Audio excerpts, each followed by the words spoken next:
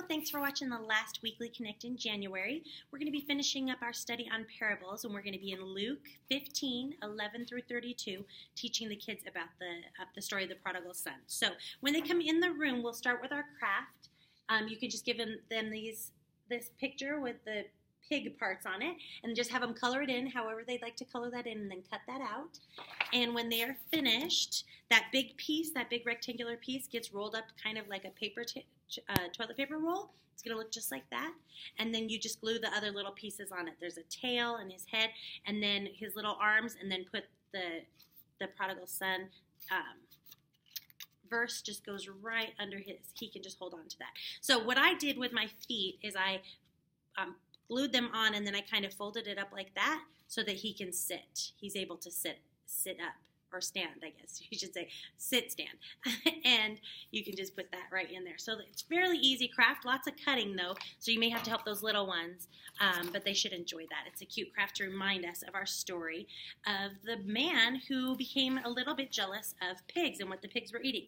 So after that, you're going to go ahead and you're going to transition into your large group, and you're going to ask the kids what is the grossest food that they have ever eaten. And that will segue us right into our story about the prodigal son.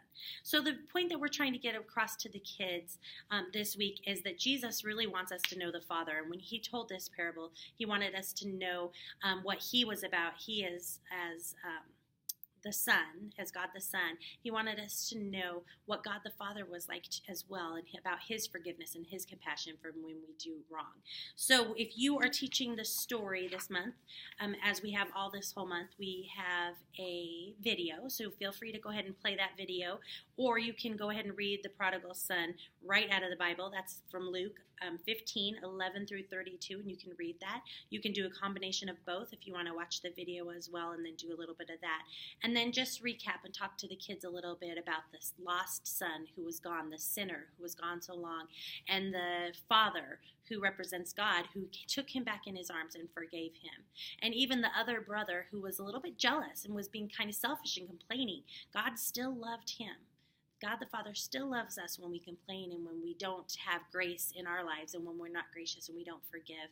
Even the older brother who was so upset that his younger brother was taken back in by the father and welcomed with open arms, and he was jealous that the father had to plan this big party and killed the fattened calf for him, and he was just upset about all of that. And God still loved him. The Father still loved him, even in his selfishness, and he tried to explain, the reasons that he still loved the brother who was gone, that was lost, and now he's found. So go ahead and go over that with the kids. I think that we can all relate to all different aspects of that story at one time or one point in our lives.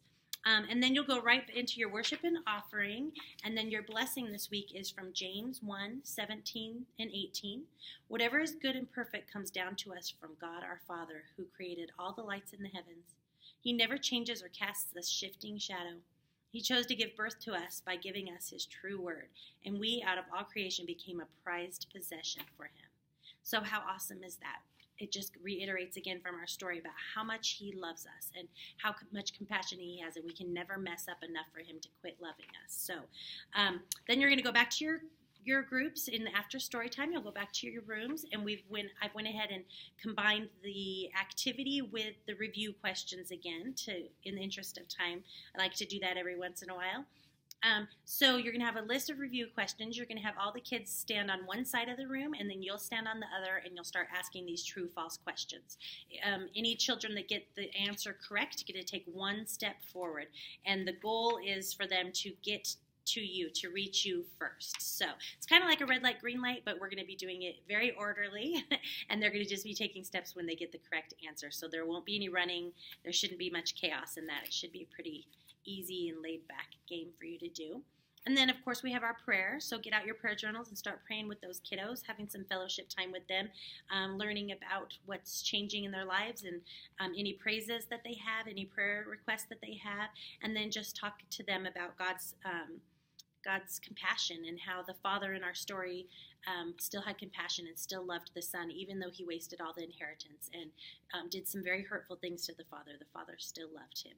And so we want to just talk about and help the kids to remember that God's love is like that too. He has so much patience and endless forgiveness for us, and just loves us so much. So That is it for this weekly Connect. Next month, we are going to be learning the fruits of the Spirit, so I'll be looking forward to that as well.